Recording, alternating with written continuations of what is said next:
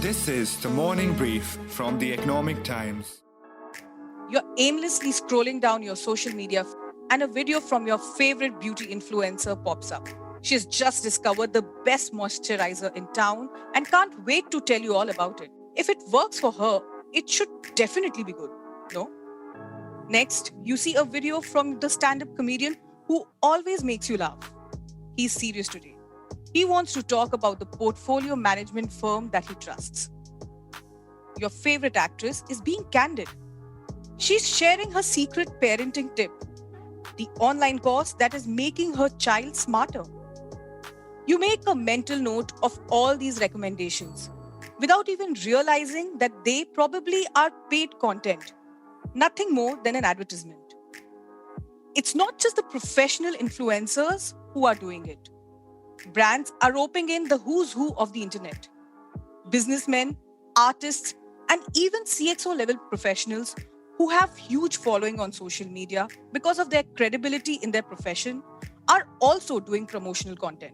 The Advertising Standard Council of India, a self-regulatory voluntary organization of the advertising industry in the country, has made it mandatory for influencers to label their promotional posts starting June 14th to ensure transparency and safeguard the interest of consumers.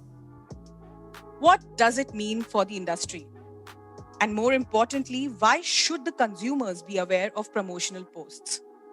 In this episode, we take a closer look at the world of social media influencers. From the Economic Times, I'm Rachita Prasad and you are listening to The Morning Brief. Let me introduce the three guests that we have today. First, we have with us Danish Seth, a digital content maker, anchor, and social media influencer who has over 1 million followers on Instagram alone. Danish and his many alter egos made people laugh and came as a huge respite during the pandemic. Our second guest, Lakshmi Balasubramanian, co-founder of influencer marketing firm Green Room. Her firm acts as a bridge between influencers and brands. And finally, from the Advertising Standard Council of India, General Secretary Manisha Kapoor. Manisha has been closely involved in forming these guidelines. Good morning and welcome to the podcast, Manisha, Lakshmi, and Danish. Good morning, Rachita. Good morning. Good morning. Manisha, before we get into the discussion, first things first, tell us the highlights of the guidelines and what was the intent behind it. I mean, other industries in the media have been doing it, but why social media influencers? And what was the process you followed? And for the purpose of these guidelines, how do you define an influencer? Yeah, so great questions to start off. And essentially, I think the need for these guidelines was felt because, as we all know, digital marketing and digital marketing expenditure is growing very, very rapidly.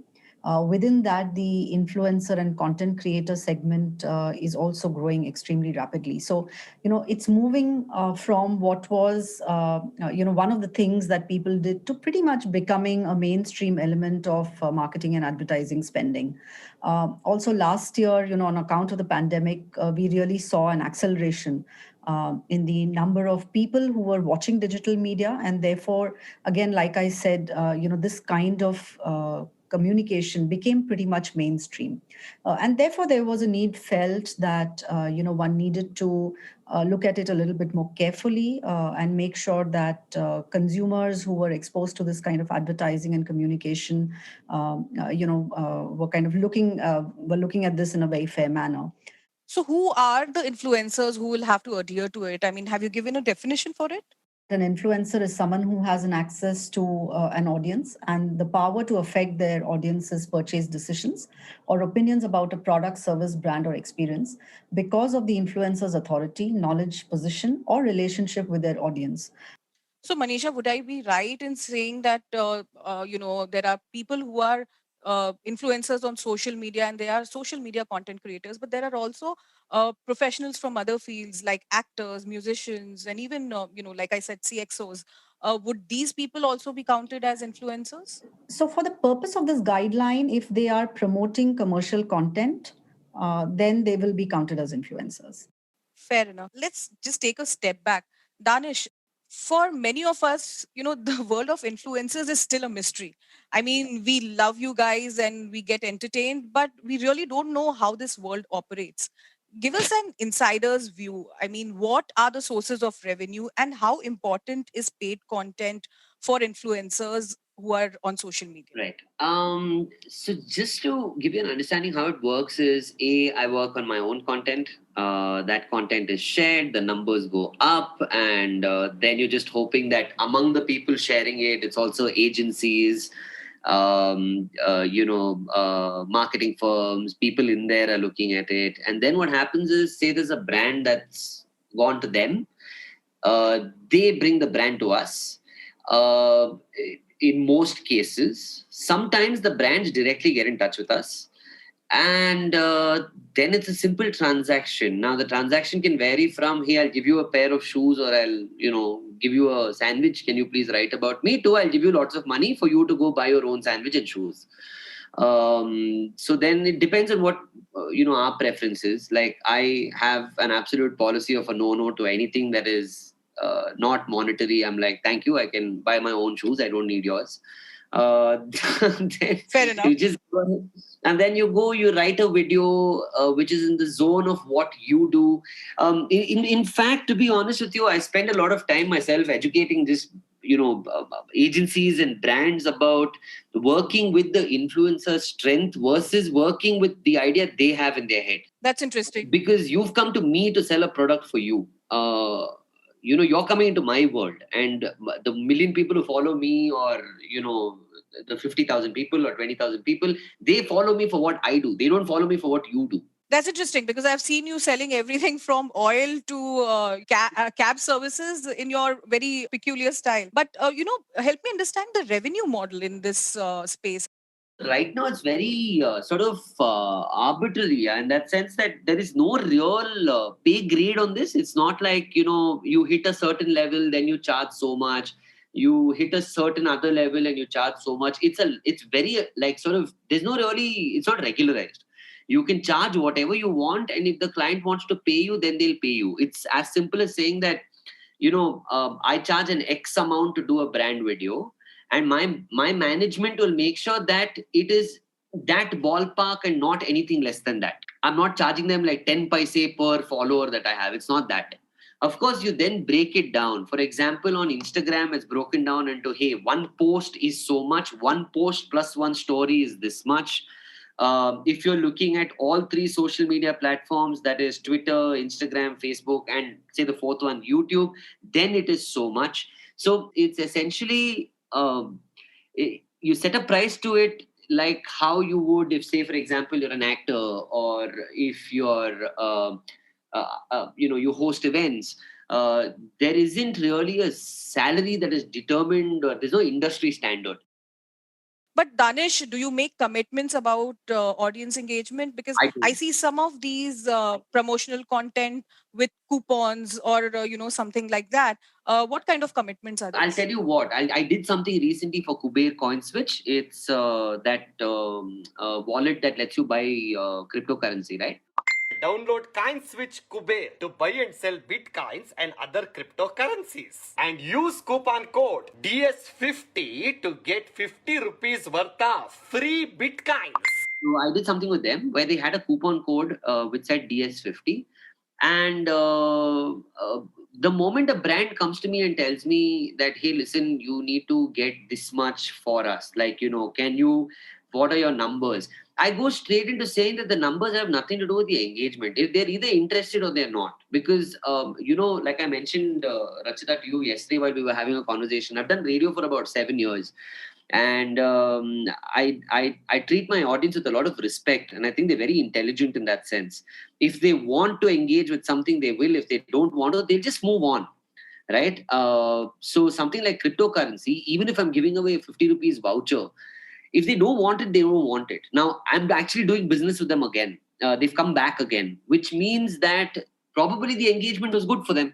Right. For the brand. And then it's left to the metric which is available with the brand. But there are agencies that sometimes after the aftermath of a post, they ask for numbers. Like I did something with Unacademy. and it was perfect because I was at the IPL this year because I tour with RCB. Yes, you're their mascot. Something really cool happened. So there was a picture of mine that went viral during one of the games where the entire stand was cheering and I was the only one sitting down looking uninterested. Okay, it was a moment. I stood up like 10 seconds after that, but that's the picture that went out there, right? So I took that picture and I put it up on Instagram and I said, that's me every time an Unacademy ad shows up.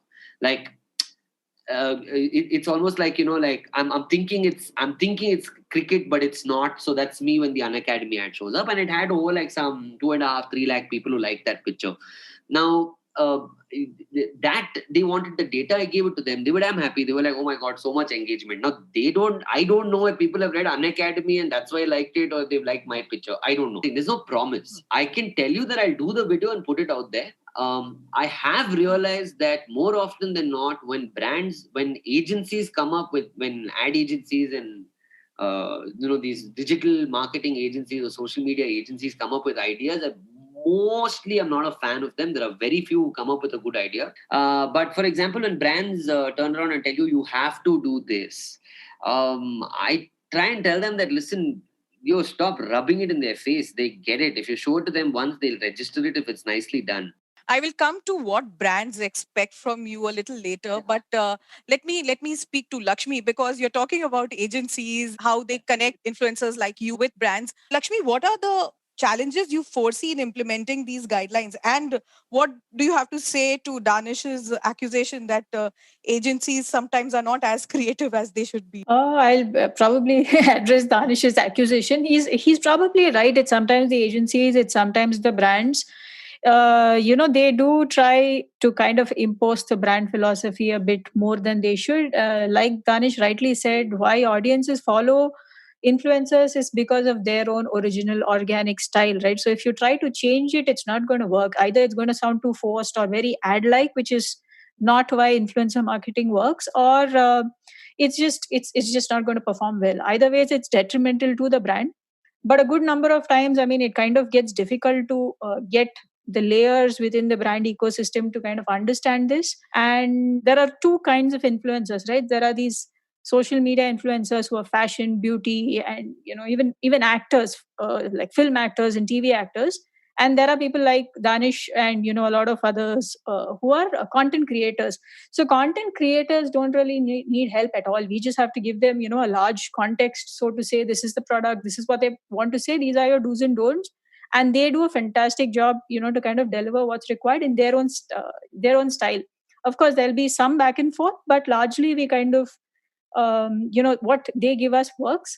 But the creative is, I mean, at least as an agency, where we interfere or we give creative is when there are non-creators we work with, and they don't have the time or the bandwidth, or they usually work with the team and so on and so forth. We step in and give them and help them out with the creatives, so that we kind of ease in the process and make it happen as per everybody's liking. With regards to the ASCII guidelines, I don't see too many challenges, honestly. Actually, from the last time to now, I think ASCII has done a pretty thorough job of trying to understand the ecosystem itself. The largest requirement is to have a text declaration that says ad sponsored, or a couple of other hashtags that are options that we could add to the caption of a post. But Lakshmi, the other thing is that in my interactions with influencers while doing research for this episode, there was one recurring theme. A lot of them said that brands don't want their promotional content to be identified as a promotional content or a paid content. Is that something you also get? Are they concerned about that? Do people expect to find a way around it despite the regulation? Yeah, it does happen sometimes. So most of the larger brands do want to comply. They don't want to not follow a rule. Basically, the larger brands with a legal team in place and all of that, they do not want to really find a way around it. So in some cases where the creative is such that it's supposed to look really organic, like for example, if the brand is planning a teaser and a follow-up content wherein the teaser is just somebody posing with posing or doing some certain action to create curiosity and interest. And a couple of days later, there's going to be follow-up content that announces a sale or whatever. Here, the first post is technically a material kind of, I mean, it is an influencer post, right? Paid influencer post. But brands here do not want the influencer to declare that it's a paid thing. We spoke to some other influencers as well. Ankita Chawla, better known as Hustle Rani, who's a digital content creator herself, is now helping other content creators grow. She shares her views. So, having legality in this landscape is a good thing because now influencers have a certain ethical standard to live up to. And when brands reach out to them, they do not just have the responsibility of creating aesthetic content. Their responsibility goes way beyond that. They now need to create responsible content. They need to take care of the guidelines, not just of ASCI, but each and every social media platform has its own unique policy. So there's a lot that these influencers now need to keep in mind before they put out any piece of branded content, so as to make sure that they're upholding the consumer right of disclosing it to their audience that yes, they have received a certain monetary amount to talk about this very subject or product.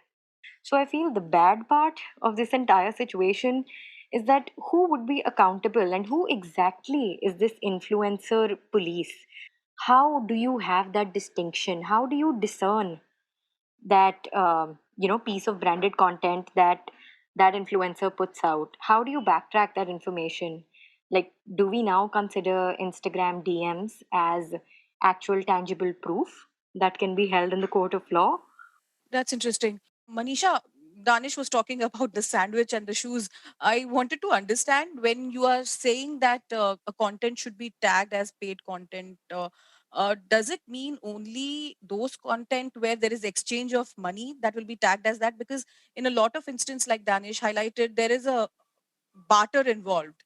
And for example, a lot of food related influencers, they get hampers and they review it or they talk about it.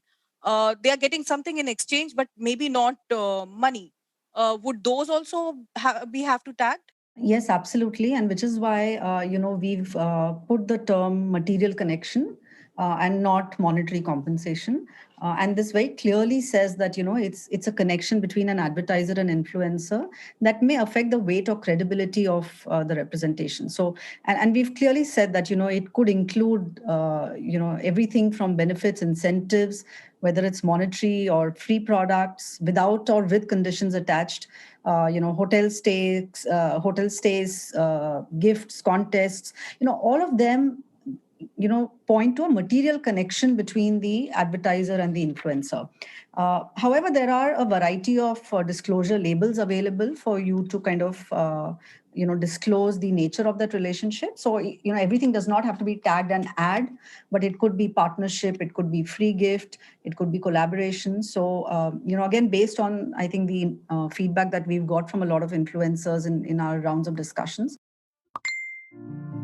I am Corporate Money, and today I'll talk to you about how to succeed in the corporate world. So in the corporate world, what's most important is your relationship with your boss. Or you can just get some specialized skills using Upgrad and move ahead in your career, but who needs that? The other thing I wanted to understand from you is that who will actually monitor whether these guidelines are being adhered to, and how will it be monitored? And also, what happens in case of violations? Is there any option of penalizing these people? Because I don't understand how this will actually roll out in operation. Sure. So, as you know, we have, a long history of looking at advertisements in a lot of other media, including digital. So, we have been monitoring. So we do a lot of self-monitoring as well, which is, ASCI has its own monitoring service, which is called the National Advertising Monitoring Service. And so now part of that is also going to look at influencer advertising. We've tied up with a technology partner, a French company called Reach. and they will be able to identify through that platform, ads or influencer posts that appear to be commercial in nature but do not have the disclosures that are mandated by ASCI. So ASCI will do that monitoring, and from time to time we may prioritize certain sectors, certain influencers, depending on what we want to kind of look at that particular point of time. So we will be in a position to do all of that. In terms of what happens, should we find a violation? Typically, when we find a violation, we give the influencer in this case and the advertiser a chance to reply. So for example, something may appear commercial to us and maybe it is not in that particular instance. So we do want the influencer and advertiser to confirm to us whether there was a material connection or not. And if there was, then, we will request them to kind of take down that post or to correct it. So that's, what happens. Typically, we do not have penalties. It is, as you said, a self-regulatory system. However, what we find is powerful about self-regulation is that if there are enough people who choose to not be responsible, it kind of signals that the industry itself is not trustworthy. Then that becomes a less attractive option for brands that consider themselves responsible. And therefore, I think it is in the industry's own interest to put certain do's and don'ts for itself in terms of its behavior and its commitment to ethics and responsibility and transparency. And I think that's a larger price to pay. If as an influencer you get seen as someone who does not care for rules, or someone who does not care for the trust of your audience, I think reputation is a much larger price to pay. Versus, let's say, even a penalty that we could impose. And so ASCI does not impose penalties, but we do feel that, brands as well as influencers who are conscious of their reputation would by and large abide by these. If we have cases where there are repeated kind of non-compliances with our recommendations, we do work closely with the government. And then we could escalate it to the sector regulators, if we find that there is repeated non-compliance. And in case there is a complaint regarding a particular ad, who's liable? Is it the content creator or is it the brand which has advertised? So both are responsible. The content creator, influencer has the primary responsibility for disclosure. Although if they choose not to do it, I mean, the advertiser will also, need to kind of impress upon the influencer that needs to be done.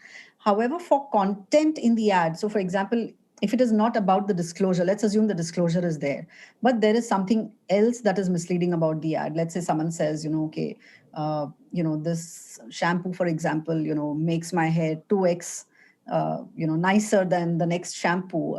You may be called upon to prove that with some kind of studies or lab tests, etc. So that responsibility is primarily the advertisers. However, we have advised influencers that they need to do their due diligence. If they are saying something, they need to be clear that it is something that the advertiser can substantiate, because at the end of the day, the audiences trust them. And they do not want to become speakers of what could be misleading or not true. And that's in a sense detrimental, again, like I said, to their own reputation and to the trust that their audiences have on them. So influencers certainly also need to be careful about what they're saying, but the primary responsibility will be the advertisers.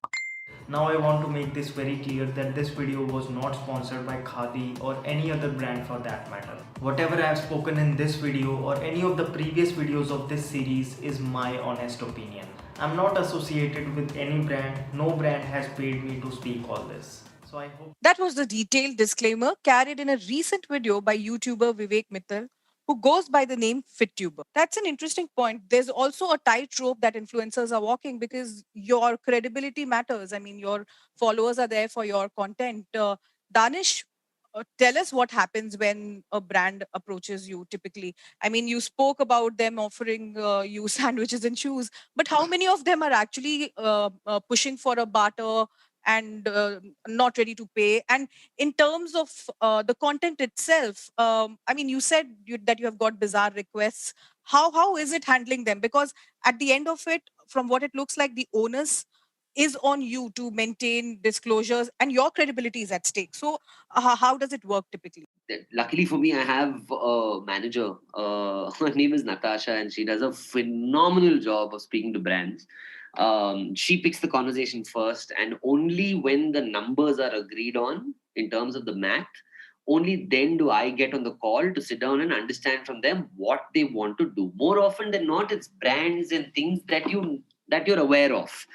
Very rarely is it some strange product that we've never heard of. Then even before the commercials, I'm like, tell me what this company does first. I think that's very important to me. And what are the bizarre requests that have come your way? Because I see some really odd combinations of influencers and products. So once you kind of work with these brands, there are some very strange requests here. All of them want subtle. All of them want subtle ad. All of them want an ad where nobody knows it's a branded video, and then you're shoving, a product in the audience's face like some 10 times. Right? So I tell them, listen, just own up. No, if you're selling it, sell it hard. No, go all in. Why are you, holding back? If you're selling something like you're selling a phone, just tell them you're selling a phone. It's fine. They'll get it. It's okay. It's normal for us to do it. It's normal for them to see an ad. It's okay. I remember I have a really funny story to tell you. I was doing an ad for KFC, and we had talk about some bucket chicken or something like that, and we sent in a script, and the client for some reason didn't get the script, and then it's also, see, influencers are so like micro culture, right? Like, I mean, I probably represent what a lot of Bangalore people sound like. Somebody else sounds like, represents what a lot of Bombay people are like. Somebody has like a really strong hold in, say, for example, some interior part of the north, which I can never penetrate through because my content doesn't reach out to them. A lot of my content is skewed to the south. Right now, again, in the south, there might be somebody doing Tamil content, there might be somebody doing Telugu content, and I don't expect these guys to follow me or know what I do. So I sent it to this guy. The client saw it. He didn't understand whatever was there. So then he called, and then we went on this call, and he said, "Oh, this joke is not funny. How do you do this joke?" And then I went on this rant of saying how MBAs, I was like, "Sir, please, I know you're from the agency. Take my word. MBAs have no idea what they're talking about. They're a bunch of, just educated people with very little creativity, blah, blah, blah. There's a 75-year-old uncle sitting in an office approving a script of a 30-year-old male sitting in Bangalore. This is unfair." I've gone on this whole rant, and then he says, "Listen, I am that MBA guy," and I was so embarrassed. It takes a certain amount of selling for them to see what you want them to see, but once they're convinced, then they're usually on board, and then life becomes a lot simpler. That's interesting. I mean, and makes sense. I think this is something that happens in media as well. I mean, as far as ads go. It's a lot of back selling. I find myself doing more client servicing than creating content, and I'm okay doing it because, look, I'll tell you, it's a very collaborative process. I feel like there is no my way or the highway in this because A, you need the money, B, they need the sale. That's an interesting way of putting it. And I guess that's something that Lakshmi would also be keeping in mind while reaching out to influencers. Absolutely. See, I'll give you an example. Right now, I've worked with Lakshmi on a couple of brands. I think ID was one of them that we worked on. It's incredible because Lakshmi knows, A, the brand is selling a South Indian breakfast, and obviously I think the first, in their line of thing is to sell that to the South Indian market. Hence they look at who are the people over here, and then people like Lakshmi suggest our name, then the brand comes on board, and then we work together. Now this is one way of doing it. Then there are some people who reach out ad hoc. They just reach and they're like, "Come, let's do something." And I feel like by the time you explain to that guy what you do, why you do, it's him and his team. I feel like brands sometimes have no idea what they're going for. They really don't know what they're going for. Like one of the, I did an ad for a cab company once where they said, "Hey, listen, so we need something subtle. We need something subtle." I said, "Okay, what do you want? Tell me." See, you go down from your house, and then one cab will arrive on a selfie mode. Before you're about to enter the cab driver will step out and sanitize it. He'll sanitize the cab. Then you get in and make a video saying, oh my God, I love this cab company. They're sanitizing the cab before I can get in. I kept trying to tell them that, listen, you morons, why will anybody enter a cab with a selfie camera on? Which normal person does something like that? And they said, no, it's subtle. I was like, it is not subtle. I will look like an idiot. You will look like an idiot. And they said, no, please do it our way. And I did it. And the reactions from the audience also was the same. Yeah. Whatever that comment section, the number of shares, the number of likes, all of that, because people are not stupid, right? You give them good content, and in the process, kind of throw in one product. They're okay to see it and move on. And that's exactly how I do most of my sort of advertising or whatever, right? I convince brands to say, yo, listen, keep it straight. When you're selling, do a hard sell, but do it once and do it well. Lakshmi, just one quick question. In your interactions with influencers, the smaller influencers who don't have access to agencies, would they have issue adhering to these guidelines? And also, what about influencers who are based out of India? Because a lot of influencers working on Indian content seem to be based in Dubai, US, and Canada. How does it operate for them? So the smaller influencers sometimes might, if they believe, like I said, we can't really ratify the fact, but they do believe that if they add a in your face kind of a declaration, they get lesser views and things like that. These are things we've heard from influencers. But having said that, I think they'll be okay to kind of disclose if that's again a rule. So if a brand wants them to, and if they're going to get paid for it, a good number of times if the brand tells them that that's part of the mandate, they almost always follow. And unlike what like Danish mentioned, right, a lot of times he puts his foot down and says no. Influencers who are smaller don't exactly have that kind of a choice, right? They end up doing it whether they like it or don't like it, because they might not be making as much money and they're happy to make whatever little money. So if a brand or an agency in that sense kind of insists that it's part of the mandate, they will go ahead and put out a declaration. And like Manisha ma'am rightly said, it's a lot of times the influencer's responsibility, and it's their integrity in place. If you actually scroll through, you can see it a lot on, in fact, even Danish's comments, and a lot of times on regional content, people will actually call them out for in fact, I've seen like a mom influencer who will advertise a product. She has actually declared also that she it's a paid sponsorship. Despite that, people will say, you have a child and you're promoting this, do you think it's a ethical thing to kind of do, and things like that. So they're always answerable to their audience, because their 1 million and 2 million or 500K is because of the audience, and they don't want, the moment their audience loses trust in them, they've kind of lost their credibility and their social standing, right? They're not an influencer, so to say, anymore. Manisha, what are the small tips you could give consumers while they are going through their social media feed so that they don't get misled by influencers or brands? Yeah, so I think one is for consumers, to as you said, be more aware of their own rights, and which I think we do see a trend, and I think especially on digital media, you do see consumers kind of push back and be a little bit more assertive over what they feel is right or wrong. So that's a good thing. I think the second thing is for them to know that there is a mechanism. If they see something misleading, that there is a mechanism that can help them, figure that out and take corrective actions if required. So, ASCII has a WhatsApp number. It's as easy as taking a screenshot, of what you've seen and sending it to ASCII. Our WhatsApp number is 77100 12345. So, people can just send a WhatsApp, and then from there on, really, ASCII takes over the investigation of that complaint. That sounds interesting, and that's a very relevant and important thing for consumers. Thank you so much, Manisha. Thank you so much, Lakshmi. And thank you, Danish. So great to have all three of you on this episode. And thanks for sharing your perspective. Thanks a lot.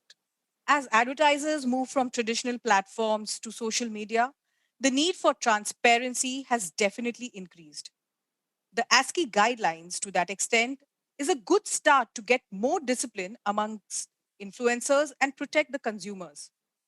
The onus of adhering to the guidelines is on the influencers, and it is in their best interest to do so. I mean, in an industry where you are as big as the number of followers you have, You wouldn't want to lose your credibility for free sandwiches and shoes, as Danish mentioned. Consumers too need to keep their eyes and ears open, know their rights, and take action when they feel that they have been misled or cheated. That's all from us for today. I'm Rachita Prasad, and you've been listening to The Morning Brief. This episode was edited by Shashwat Mohanty and coordinated by Nehal Chalyawala. I hope you enjoyed listening to this episode. We look forward to your feedback. Write to us at themorningbrief@timesgroup.com. And if you like this episode, do share it on social media. The Morning Brief airs every Tuesday, Thursday, and Friday. Thank you for listening and have a great day.